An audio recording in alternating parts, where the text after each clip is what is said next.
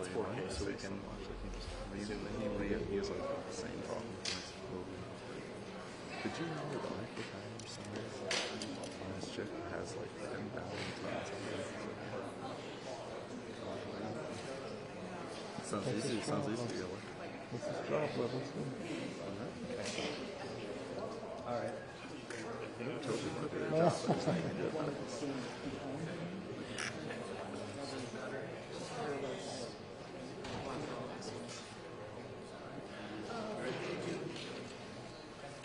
Let me know, is that good?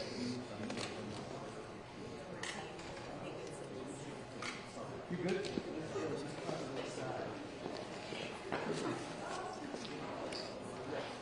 Is it clean now? Is it cleaner for y'all too?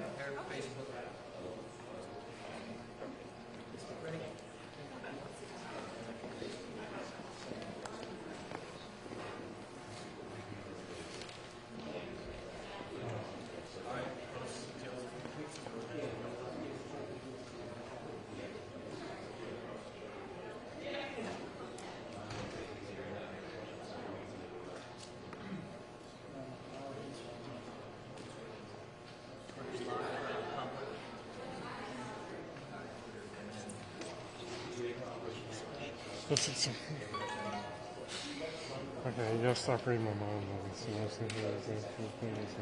Look how this takes off.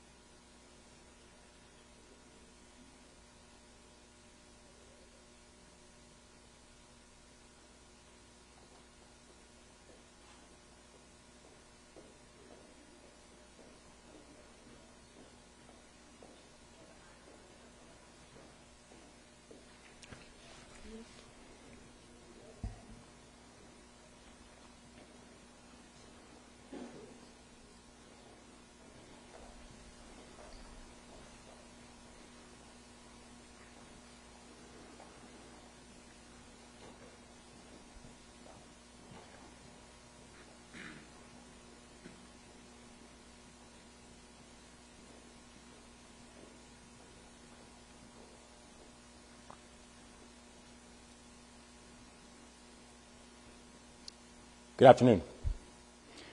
Let me start by saying that we continue to pray for all of the victims of the Key Bridge collapse and also their loved ones. My family and I had a chance to visit our home church yesterday in East Baltimore, and we asked the congregation to say a special prayer for these families. So I want them to know that our prayers and support will never stop. Nuestros oraciones y nuestro apoyo para ustedes no se detendrán. And for everyone who can hear my voice, these families are asking for privacy, and we need to honor that request. I've been disturbed by stories from our colleagues in county government that members of the media have been harassing these families. Baltimore County and Anne Arundel County have sent police to their homes to make sure these families are okay. These families are living a nightmare, and they deserve the time and the space to heal. So I'm asking, let us show our humanity in this moment as well. I also want to continue to thank our first responders and emergency personnel. Let us not forget that we are coming out of a holiday weekend, but for the men and women of this operation, the work did not stop. The work did not stop surveying the area. The work did not stop on environmental monitoring. The work did not stop in developing better images of the wreckage so we can move forward in a safe and efficient way. And this morning, the team was back out there in the rain, in the wind, keeping up the work. So it's hard to overstate how dedicated and remarkable this team really is.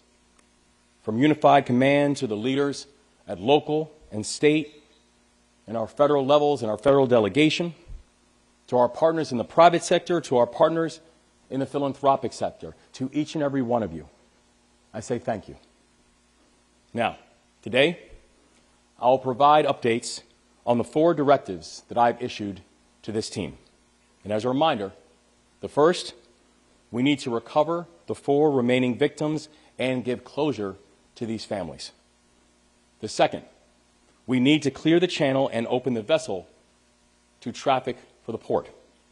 The third, we need to take care of all of our people who have been affected by this crisis. And the fourth, we need to, and we will, rebuild the Key Bridge.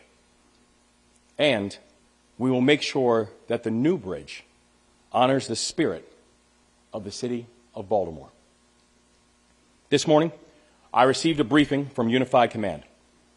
Now, I've spoken with leaders from all across every level in response to this effort all throughout the day.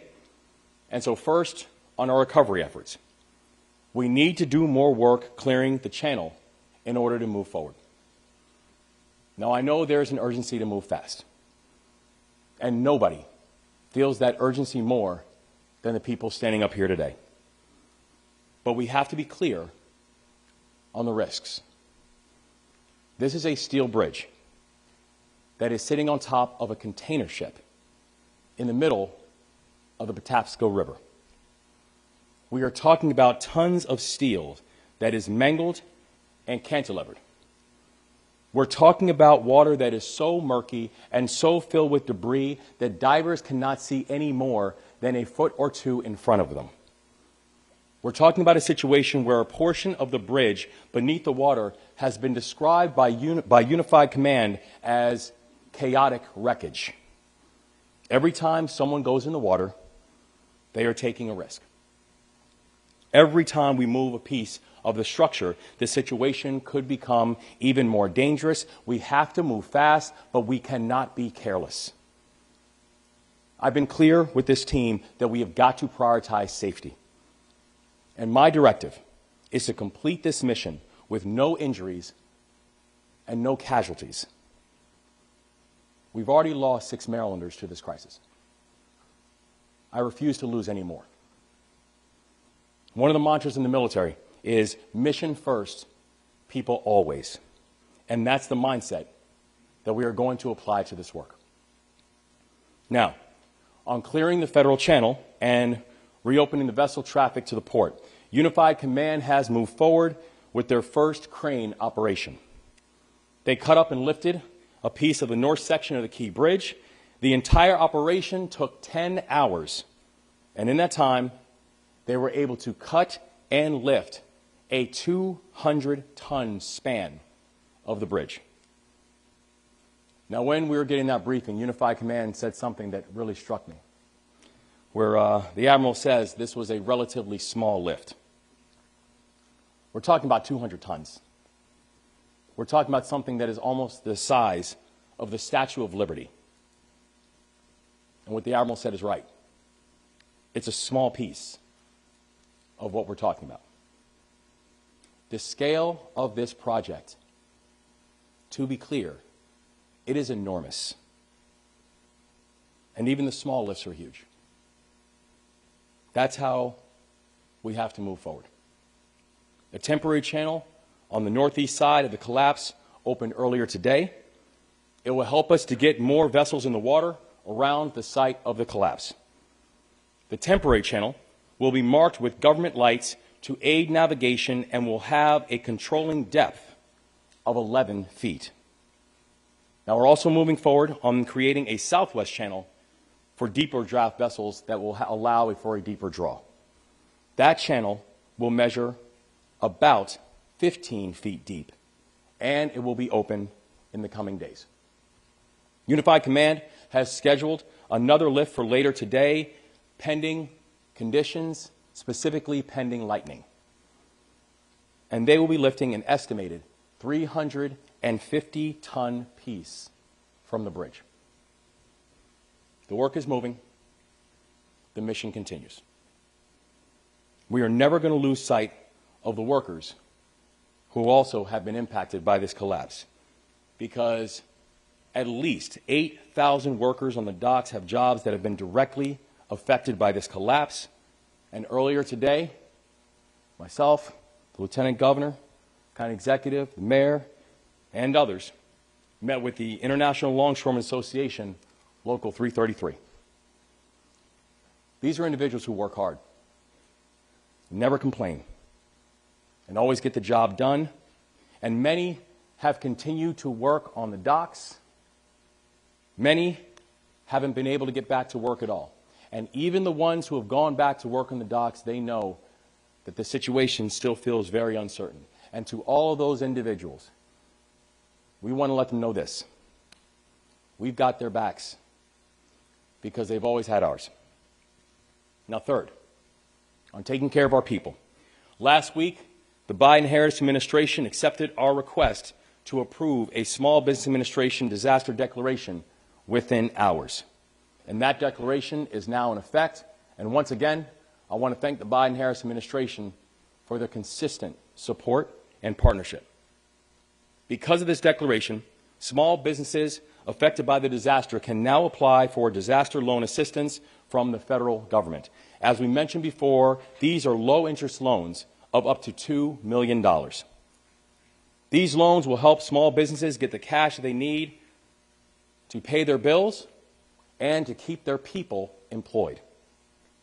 Since Saturday morning, the Small Business Administration has received 57 applications for the economic injury disaster loans from Maryland. And the Small Business Administration has also worked with us over the last 48 hours to stand up the Business Resource Center, and it opened to the public this afternoon.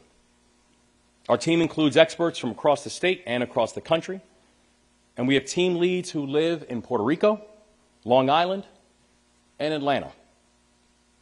These individuals are doing tremendous work. And right now, they're Marylanders.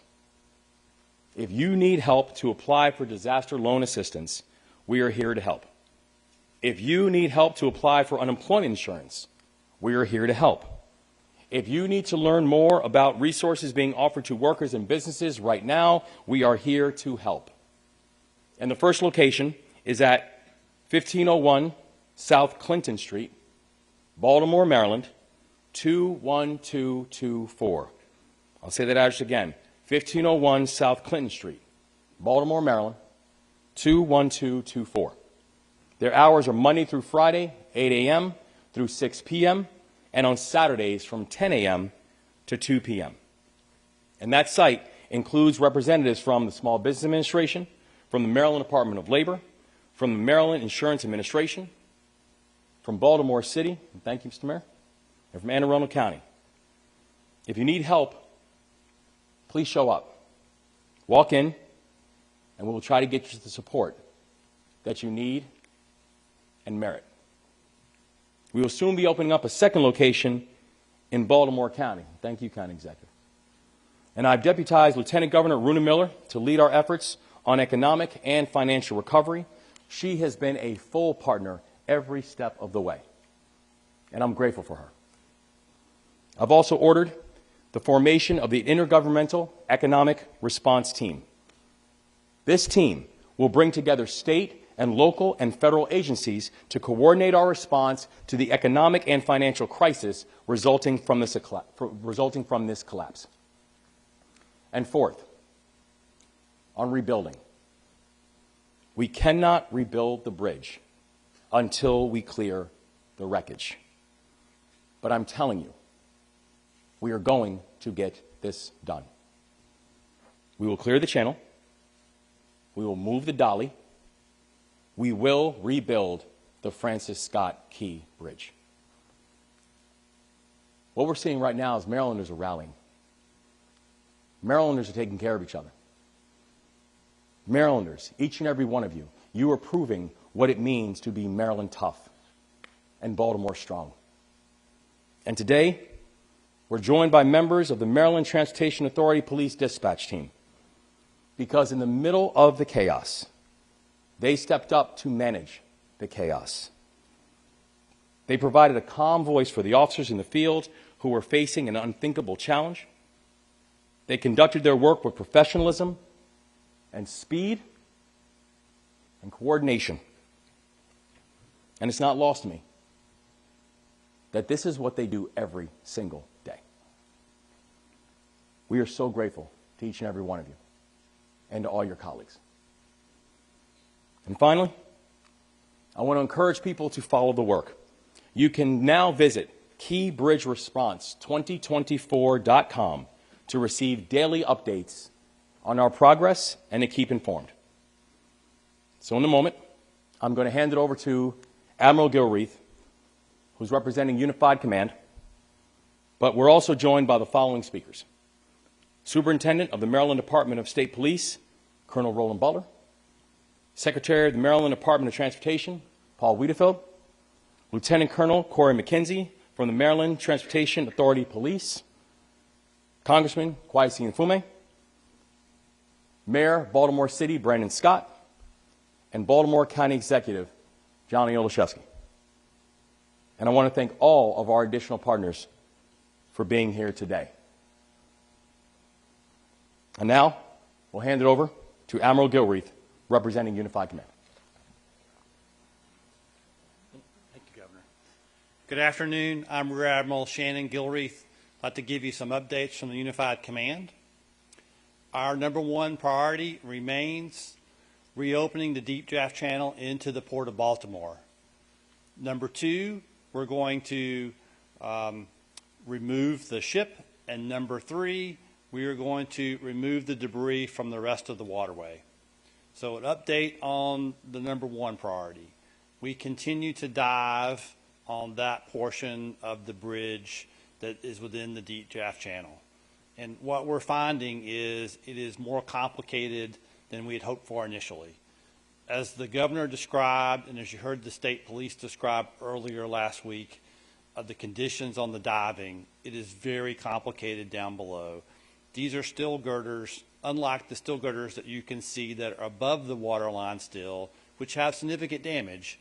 Below the waterline, along the bottom, is very challenging because these girders are essentially tangled together, intertwined, making it very difficult to figure out where you need to eventually cut so that we can make that into more manageable sizes to lift them from the waterway. So we're continuing to dive on that. We've got advanced sonar capability out there helping us map that, but it's turning out to be more challenging than we originally thought it might be, just in trying to determine how they are tangled, and how we're going to eventually cut through them. But we're continuing to work on that, and we've got great engineers helping us and very brave, great divers doing that. But as we've said from the beginning, we have to do this safely. And you heard the governor say that as well today. We have to do this safely. We do not want to injure a single other person in this. And so we're going to move as rapidly as possible, but we're going to continue to do it safely so that we don't take any unnecessary risks there with someone's life or getting them injured. So I really want to thank the divers, and I really particularly want to thank today the Army Corps of Engineers and the U.S. Navy Supervisor Salvage, who are over here to my right, for their work and the work of their contractors that are doing that diving and mapping of that bottom floor there. We're making progress still on removing the ship, and so we've got more cranes coming to help us with that going forward. We're continuing to dive on the ship as well to come up with the exact right plans on how we're ultimately going to remove that. Now, we've made some real progress on the third thing I talked about, and that is removing the debris from the rest of the waterway. And so along those lines, the governor mentioned we conducted our first lift on Saturday of about 200 tons of steel, which was a tremendous mark of accomplishment, but there's more to follow. And we're working on a 350-ton lift today, and once that is cut and lifted and put onto the barge, we're going to bring those initial pieces of the bridge back here to Sparrows Point and offload them. And that will happen later this week. We also have been working on developing alternate channels to get traffic in and out of the Port of Baltimore. And so I'm proud to announce that we do in fact have an 11-foot channel now just to the north under the first northern part of the bridge that's still standing to be able to transit through there. And we have 2 transits scheduled this evening for some barges and tugs to come out and get out of the Port of Baltimore so they can bring stuff in the future. So that is a real progress and another stepping stone. But these are stepping stones towards finishing a marathon. We're not there yet. We are making those steps and strides, and we're going to get there. But it's going to take us some time, and we're going to do it safely, but we're going to do it as soon as possible. So finally, the governor also mentioned our website, the keybridgeresponse2024.com. That's also a place that you can go if you see marine debris that may have floated away from the ship and or the bridge. And on there is a number that you can call to report that to us so that we can take that information and come out and assist with that. So thank you for what you're doing in that regard to help us, and thank you for your continued support of the Unified Command. It means a great deal. Thank you, Governor. Thanks.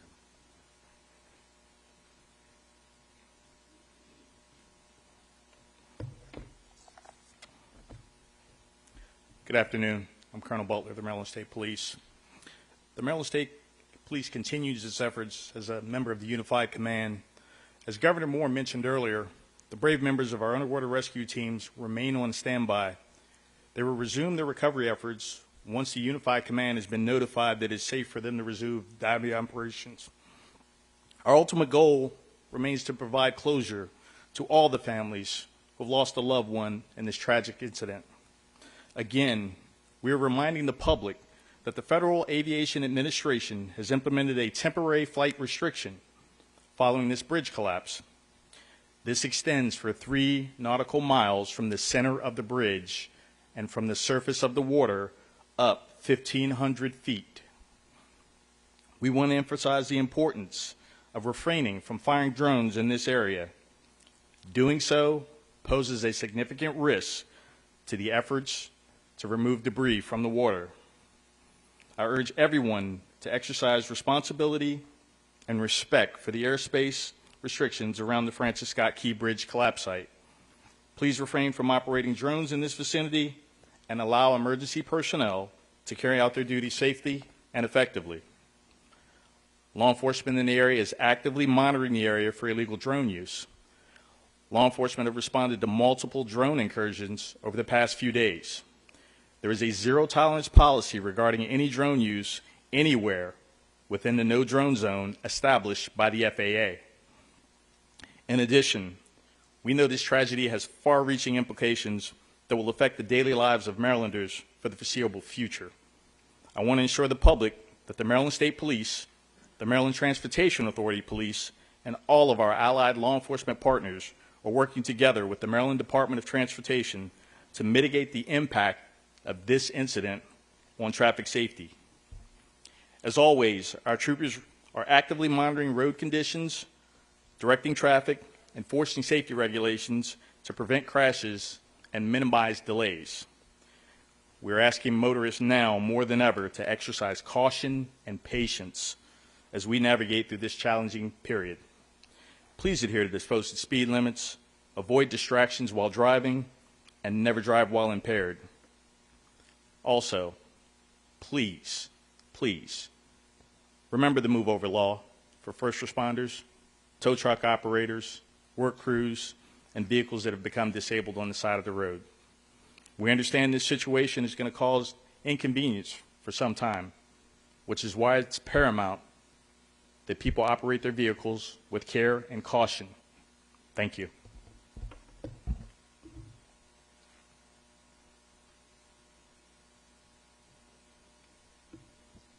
Good afternoon. Paul Wiedefeld, Secretary of Maryland Department of Transportation. I want to echo Governor Moore's extreme thanks and appreciation for our first responders, including the Maryland Transportation Authority police officers who were first on the scene. As Secretary and as Chairman of the Maryland Transportation Authority's Board, I cannot stress enough how grateful I am for the life-saving actions of our Maryland Transportation Authority police officers and our dispatchers. Under Governor Moore's leadership, the Maryland Department of Transportation continues to work with our unified command to advance the governor's key directives. Obviously, one of our top priorities is to reopen the shipping channel. Tomorrow marks 1 week since the collapse, and the unified command has already removed several pieces of debris and is working to remove the second largest piece later today. These are significant steps forward. And just so you know, the rain does not impact the team's work. Obviously, lightning and strong winds would. I also want to stress, as has been by the Admiral, the tremendous effort it takes to do this. It's basically plan the work, engineer the work, implement the work, and then go back and do that all over again, as anything may have shifted during this very dangerous operation. Turning to the Port of Baltimore and its operations, it continues to be open, and obviously in much limited fashion, but is open. We are assessing opportunities at the Port of Baltimore, the portions that we control, to improve maintenance and basically take advantage of the reduced work there to deliver maintenance projects that we had planned. Regarding returning cruises, which left Baltimore before the tragedy, yesterday was the first of 2 diverted ships that arrived in Norfolk, Virginia, and offloaded passengers. About 60 buses transported approximately 2,500 Carnival Cruise passengers back to the Maryland Cruise Terminal, where some left their vehicles. Everything ran very smoothly, thankfully.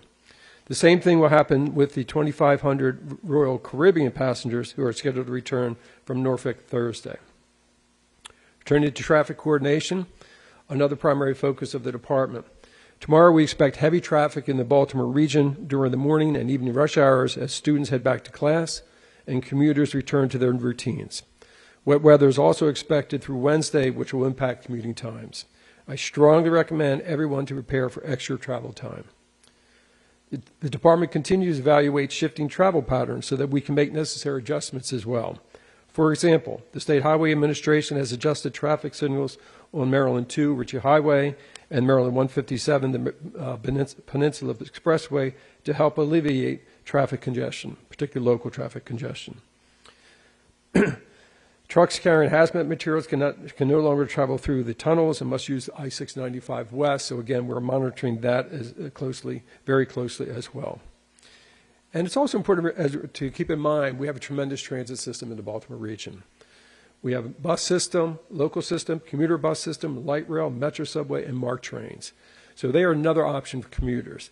And I would suggest that you visit our website for commuter benefits that we offer in terms of reduced fares, and also work with employers to promote commuting through transit.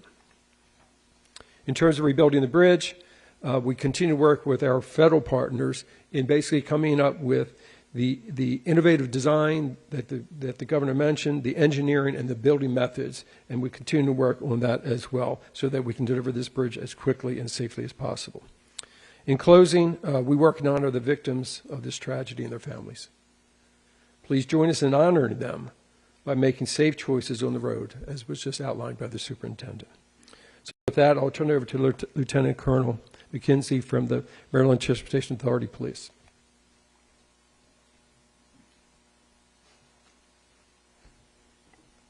Thank you, Secretary Wiedefeld. Good afternoon. I'm Lieutenant Colonel Corey McKenzie with the Maryland Transportation Authority Police, also known as the MDTA Police. I want to start by thanking Governor Moore, sir, for your support and highlighting the efforts of the MDTA Police Dispatch Team. They are our heroes behind the headset. Excellent work.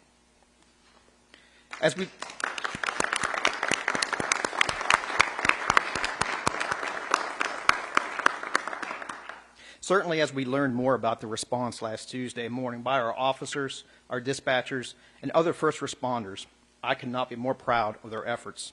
From MDTA police officers to include Corporal Herbert, Sergeant Pastoric, and Officer Kurtz, immediately stopping traffic on the Key Bridge, they saved so many lives. To MDTA police officers, Senior Officer Kinsey and Officer Boblitz, who had our Marine unit in the water at the Key Bridge in approximately 15 minutes, which allowed them to rescue a survivor who was clinging to debris and get him to immediate care. There are so many other MDTA police employees, sworn and civilian, deserving of recognition. And certainly we know that the MDTA police team had help from every local, state, and federal agency we could ask for, and we thank everybody for that support. The MDTA Police and the Maryland Transportation Authority are part of the Unified Command Team and will continue to support response effort through their finish. Our overall focus, though, remains at this time on doing our part to recover the 4 remaining victims of this tragedy. You just heard from Secretary Wiedefeld about expected traffic impacts. Our MDTA police team is deploying additional resources to meet the needs of increased traffic at other MDTA facilities and surrounding roadways, but we need your help. Trucks carrying hazmats and also oversized vehicles. There's various restrictions in both the Fort McHenry and Baltimore Harbor tunnels. Please be cognizant of those restrictions. Our commercial vehicle safety unit will have increased presence to enforce these restrictions. Your daily route to work or school may have changed, but traffic safety is our main priority. We thank drivers and the community for their patience and their support. The MDTA Police remains committed to providing safety, security, and service in partnership with the community to all persons who use and work on MDTA facilities and other vital transportation assets throughout the state of Maryland. Thank you for your support, and I'll turn it over now to Congressman Mfume. Thank you. Thanks, sir. Thank you very much. Good afternoon, everyone. Kwesi Mfume, Member of Congress, 7th District of Maryland.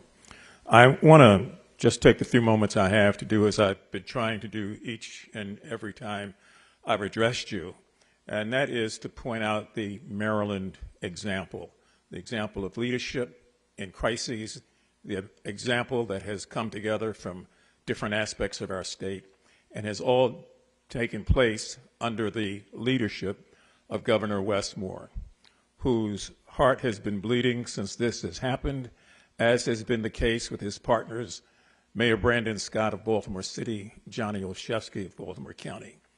And let me just say also on behalf of Senator Van Hollen and Senator Cardin, both of whom could not be here today because of official duties, Team Maryland will remain in place, Democrat and Republican. We are a united delegation to make sure that we're able to move forward. Just a couple of quick things. I'd be remiss if I did not reference 2 groups that are not here.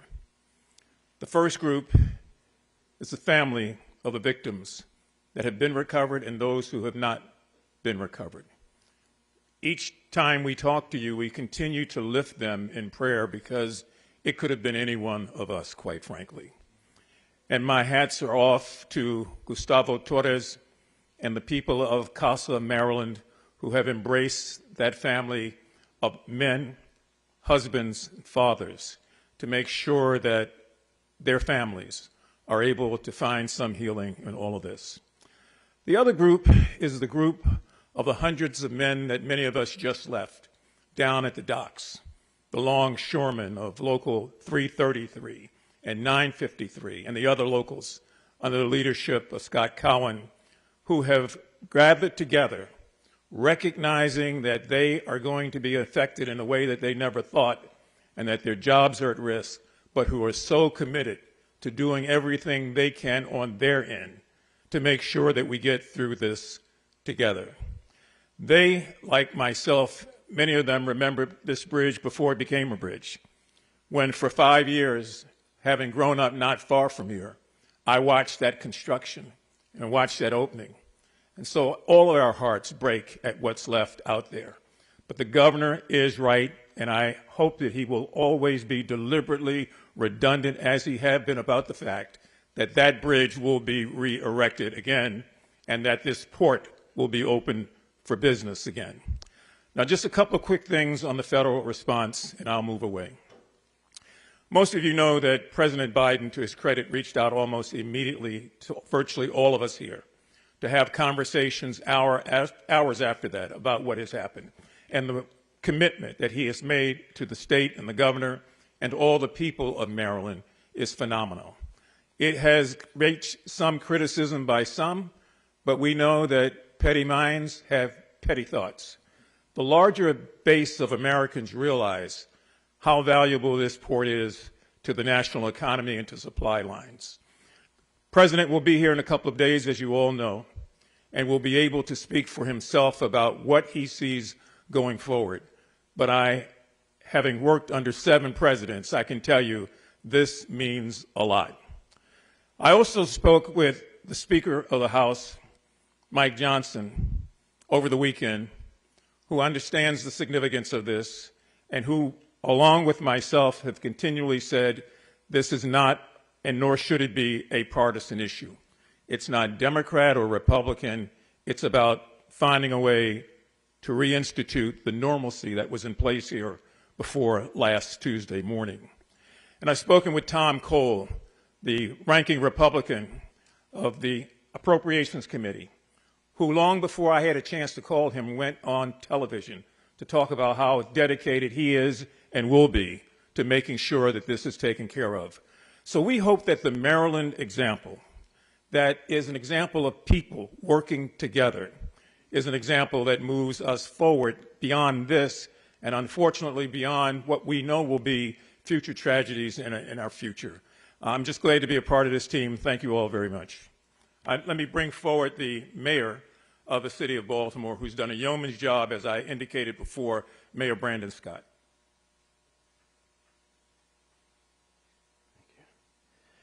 Good afternoon, everyone. Let me first start off by saying again that our hearts, thoughts, and prayers are with the families of those who we lost. And I want to drive home a point that my governor made earlier. Please give these families the space and time and everything they need to heal. They don't just need it, they deserve it. We should treat them just as we would want someone to treat our family if we were going through this situation. Today, as you know, we had the opportunity to talk to our workers at the port. Hard-working men and women whose work makes so many ports of each and every one of our lives more convenient and easier. These are great people from great Baltimore families who have a history of delivering for us. I feel a special responsibility to them and their families because it was that port that brought my family to Baltimore and provided the opportunities for me. And I know that there are so many others. We have to, and they heard it from us today, and they will hear it from us every single day, that even though, despite the situation in hand, they are in great spirits, but they are also understanding the magnitude of the situation. But they know we will be with them every day, every second, every hour to make sure that we support them in every way humanly possible as we work together through this tragedy. They will not be left out. No human will be left out. We will think about the complete human toll from those families that lost individuals to these workers, that over 8,000 who depend on this port. Every single first responder, we will be with them each and every day as we all collectively heal through this tragedy. And lastly, I want to say a big thank you to the Unified Command, Army Corps of Engineers, Navy Soup Sal, for their work that's already underway on clearing debris. But saying again that this will not be a quick task. You heard from the Admiral, and the most important thing that each and every one of us can understand is that we will do it quickly, but the right and safe way every single day until we get this channel back open.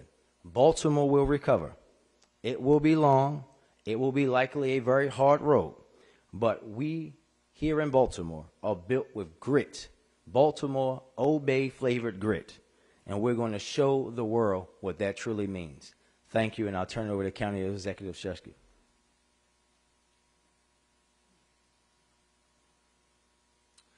Thank you, Mayor, and good afternoon all. Baltimore County Executive Johnny Olszewski. Some Easter reflections. Like the governor and like the mayor, had the opportunity to worship with my family in the home church this weekend. And two things struck me. First was the families who weren't able to worship together as a result of this tragedy.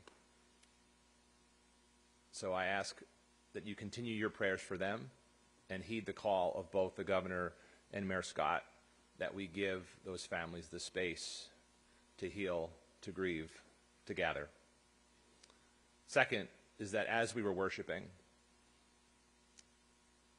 as the governor indicated, the heroes, our first responders, Unified Command, were and still are working around the clock for our benefit. So we thank them for their incredible service.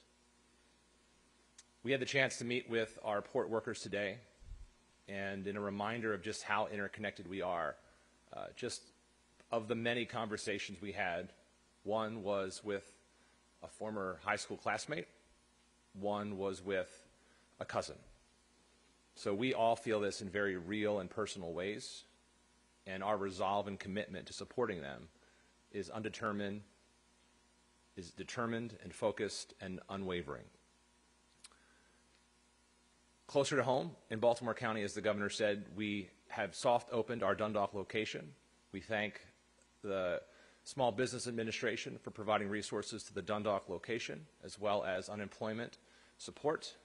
We will make sure that this facility remains open as long as is needed for our families.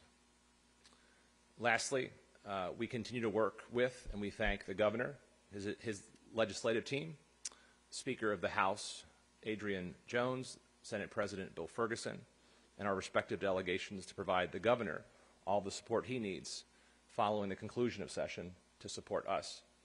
Closer to home, Mayor Scott and I continue to coordinate on what our local response should be, and we'll be working with members of my council, including Councilman Julian Jones, who is here with us today, Chair of the Council Izzy Patoka, and local Councilman Todd Crandall, to ensure that we provide whatever local resources are necessary. It's what we do in local government. City, county, it's all Baltimore, but it's what we do in local government. We fill the gaps, and we'll be here for you. Fortunately, we are a year-round legislature, so we can take whatever action is necessary in the days and weeks ahead. Again, Governor, I'm going to thank you for your leadership, everyone at Unified Command, our first responders, and my partners in government. Thank you.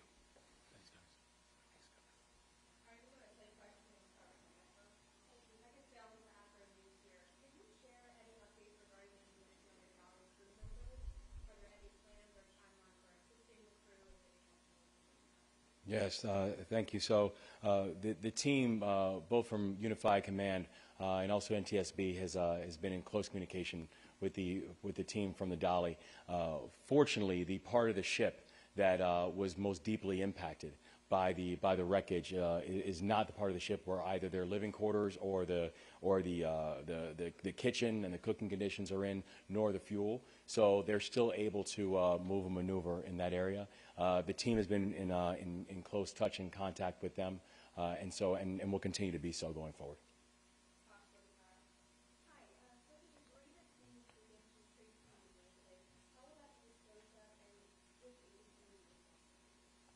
So thank you. And I can. Yeah. Thanks. I think those plans are still under development. They're still identifying those resources. But generally, when the debris is taken to the laydown yard at Tradeport Atlantic at Sparrows Point, it'll be inspected and secured until they find a final disposition for disposal in a safe manner.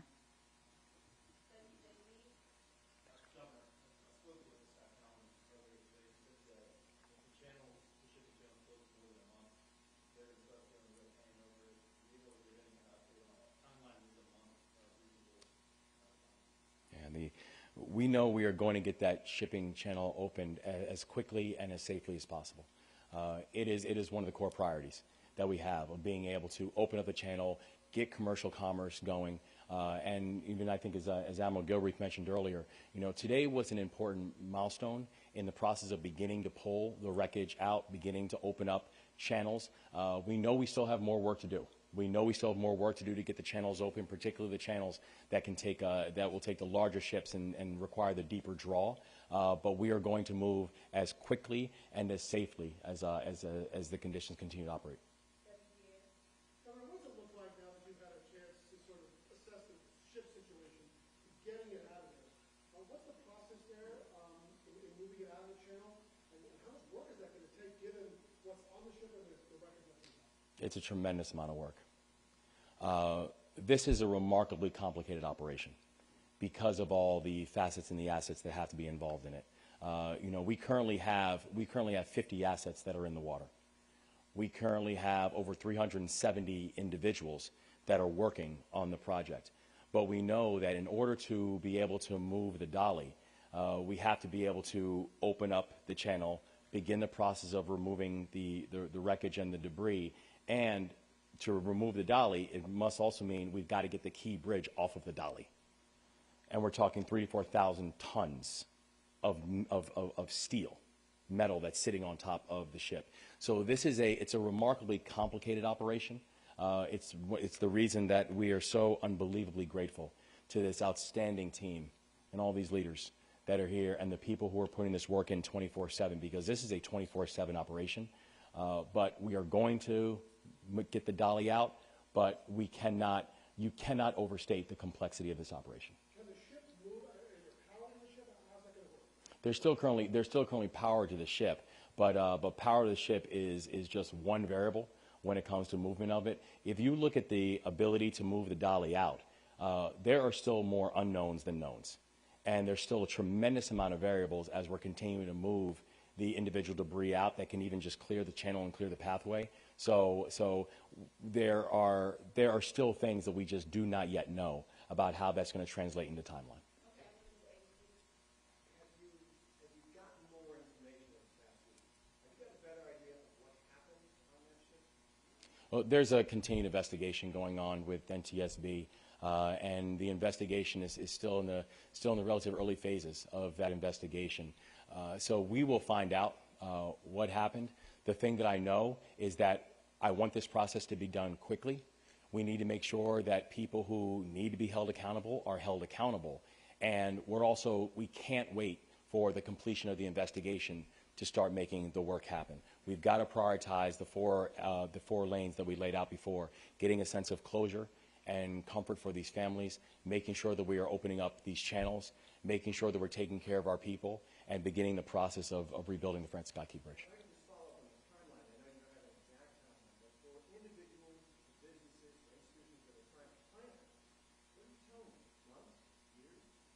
We're telling them this is going to be a long road. But the thing that we know is we're going to walk this road together.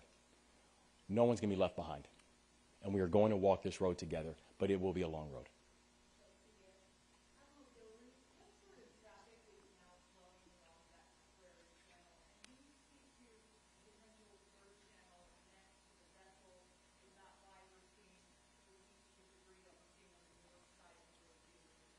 So we've been working on 3 alternate channels. The channel that we're opening today is on the northbound side of the bridge, and it is still under a section of the bridge that is still standing. That one will have a controlling depth of 11 feet. So that will be for more shallow draft vessels. The tug and barges that I mentioned today that are going to transit through there are commercial, but it can also be used by some of the boats that we need to move back and forth to get equipment positioned on both sides of the bridge to continue to do surveys and eventually do lifts.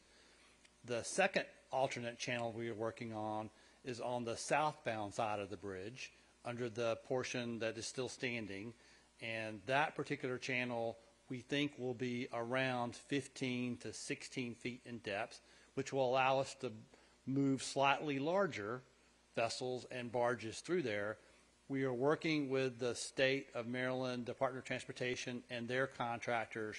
There's a pre-existing, not part of this accident, pilings that are in that because we didn't need that for our channel previously. They are working to pull those pilings out. We'll complete that survey and we will remark that one also with Coast Guard buoys so that mariners can safely transit through that. The third alternate channel we're working on is just north of the deep draft shipping channel. That particular channel is what we hope to open by clearing the bridge debris that we're working on right now. And so this will be another significant lift, but there's still much more of that section of the bridge that's going to have to come out before we can open it. That controlling depth, we think, will be somewhere between 20 and 25 feet. And once that's open, that should allow us to move almost all of our tug and barge traffic in and out of the Port of Baltimore once that's opened. I don't have a timeline other than we're going to do it as fast as we possibly can, and we're going to do it safely. These girders that we're cutting in that section are 3-foot girders.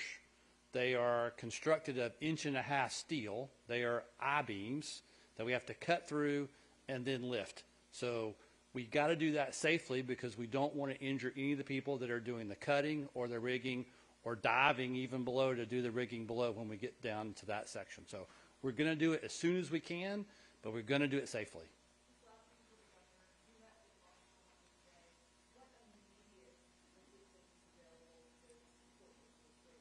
No, we're working in coordination with both members of the General Assembly, with our local elected officials, as well as our fantastic federal delegation, and letting them know that the reality of some of them having not just been at work, but working around the clock, and many of them not having work at all.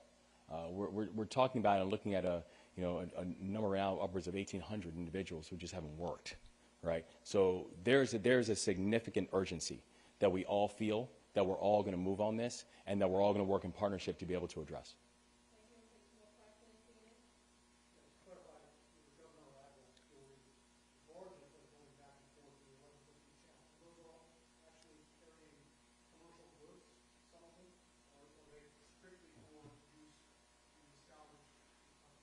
The ones that are transiting tonight are commercial barges.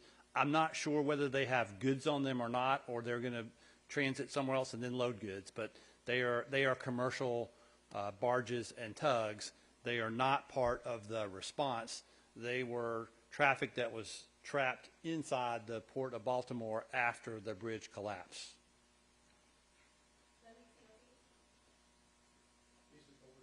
Is there any update on the 56 containers that contain hazmat, some which are breached? We currently have 3,000 feet of boom that still continues to surround the ships. And from the collections from the boom that we've received and the analysis that is then taken place, what we have seen from of the 4,000 containers, 56 had some form of hazmat. And again, I want to remind people when we're talking about hazmat, we're talking about things like perfumes and ion batteries. And what we have is that it is not posing a risk to the public. But we currently have over 3,000 feet of boom that's surrounding the ship.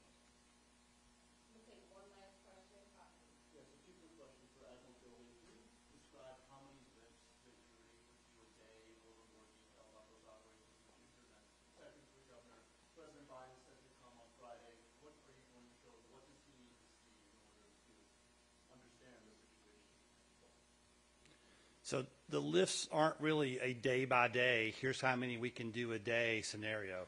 it really depends on the size that you're trying to lift and the piece that you can get out. And so some lifts will take a limited amount of time, and other lifts will take a lot larger amount of time to actually set up and rig, depending upon how much we're trying to lift and where we're trying to lift from. So it's not there's this many lifts a day. It is a cut sections, lift those sections, put them on a barge, move to the next section, cut those sections, lift those. It is a continuous process, but there's not a given time for each particular lift. And I'd say the Biden administration has been in touch with us and has been walking with us every step of the way.